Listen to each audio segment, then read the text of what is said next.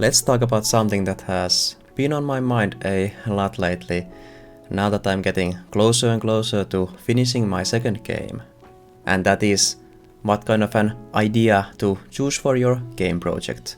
Right off the bat, if you're new to game development, I would advise you to choose a small and simple idea. You don't have to, and you can certainly be successful even by choosing a big and complicated idea for your first project. But I think for your first project, just being able to finish the game is your main priority, and choosing a small and simple idea will help you a lot with that.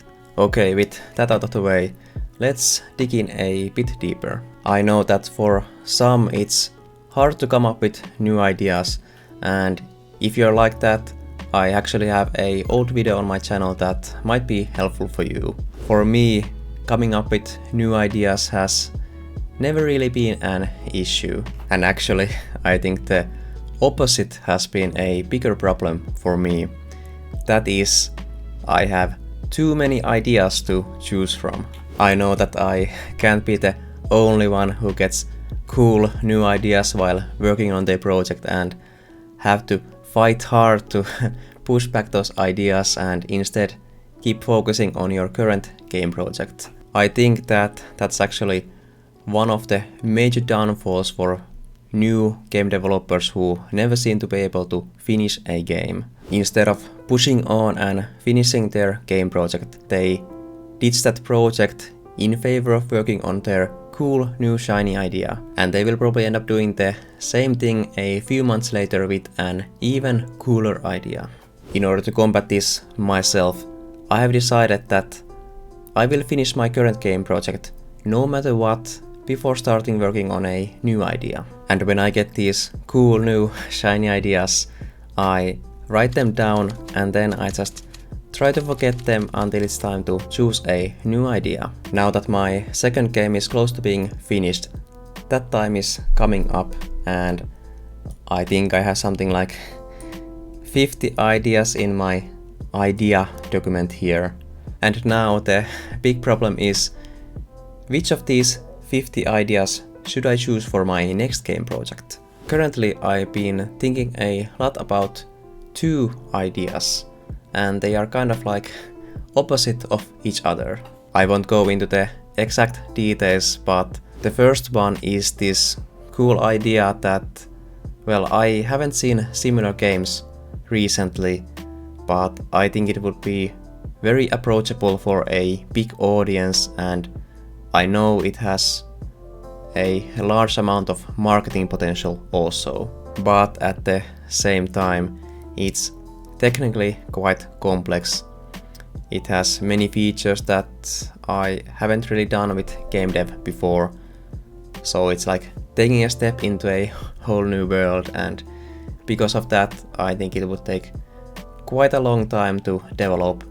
I don't know, maybe something like 2 to 3 years, in the worst case maybe even more. Whereas the second idea I've been thinking about, I think that would be quite fast to develop, maybe something like 6 months or even less. But I think that idea is also kind of niche, so the potential player pool is much smaller, and I also don't think that idea has so much marketing potential as the bigger idea. Because these two ideas are so different from each other, it has led me to think a lot about whether I should choose a big idea to work on or a small idea. If I think about the major pros between these two categories, for bigger ideas, since the development time is longer, you are more likely to get more wishlists for the game during the process, which basically means that your game is more likely to be successful. Longer development time also usually means that the game will be better and has more content, which also means that you will likely be able to put a higher price tag on the game. And third point, kind of related to being a bigger and better game, is that the game will likely have more features that are able to entice more players to get the game. So again, more chances of the game being successful. On the other hand, if you think about small ideas, I think the main pros would be that since the development time is shorter, well, it has many effects, but I know that at least for me, one effect will be that I will have more motivation to push through and basically have more fun developing the game, and probably also be able to keep a higher pace when the motivation keeps fueling it. Then second pro is that since the development time is shorter, in the same amount of time, let's say 3 years, you might be able to finish one big game, or instead like 6 smaller games, and while the smaller games might have less wish lists and less of a chance to make it big, you still have 6 times more chances of getting a viral hit. All it can take is the right streamer to play your game, or maybe getting a viral TikTok video or something like that.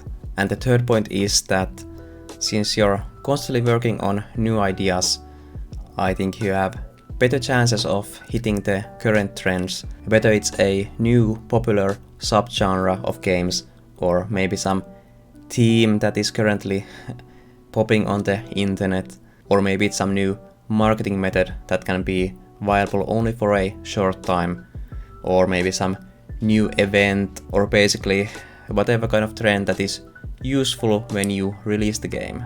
With smaller ideas, many might be wondering if they are actually viable for being successful. When I was still working on my first game, Mortal Glory, I remember reading the Steam developer forums, and after some Steam's algorithm change, I remember seeing many topics about how making smaller games is no longer viable and you should only make bigger games. But whether or not there was some truth to that at that point, I don't think it's the case, at least currently.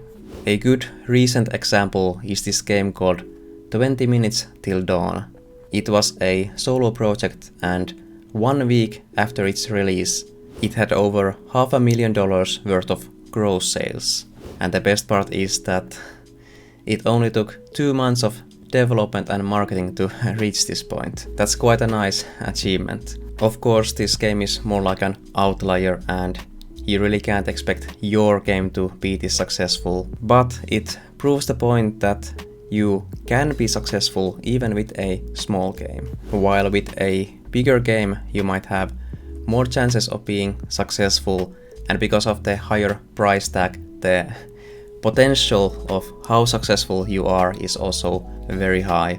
But as a solo developer or as a small team, even if you are successful with a small idea with small price tag, that might be enough for you. Maybe it's kind of like winning $5 million in a lottery instead of winning $50 million in a lottery. I mean, the bigger prize is 10 times more, but they are both also kind of a big deal, and even if it's just a small success, it can snowball further the line into a much bigger success with your next project. So while I haven't really made any decisions, I think currently I'm more leaning towards picking a small idea and trying to make it really fast, trying to utilize all the ready-made assets there are, so I can just put the game together really fast and seeing if the idea really has enough potential to make it big. If it shows some success, I can keep working on it, and if it's not successful at all, well, then I have wasted maybe like a few months and I can move on to the next idea. As mentioned before, it only takes one right creator to make a video about your game, or maybe participating into the right event where you will gain a lot of attention. So making many smaller games in the same amount of time where you could only make one game is kind of a big deal, I think, and each game gives you new opportunities for making it big. Of course, the size of your idea is not the only thing that matters.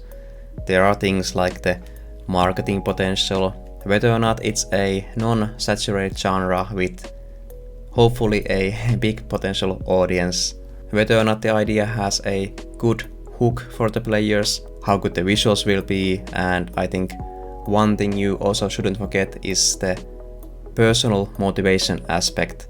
I mean, you shouldn't rely on motivation alone, but if you do have motivation, the development will be a lot more fun. At some point I actually made this small Excel that will evaluate many of these things and then give you a score based on the total value. I don't think this tool is necessarily so reliable, but it can give you some thoughts about the pros and cons that you might not have thought before. But yeah, before I use this tool next time, I think I will put some more value to the development time of the game. You could talk a lot more about how to pick the best idea, but this is where I will leave it in this video, and I would love to see some discussion in the comments about if you think picking a smaller idea or a bigger idea is the better choice. Alright, but hey, thanks for watching and I'll see you in the next one.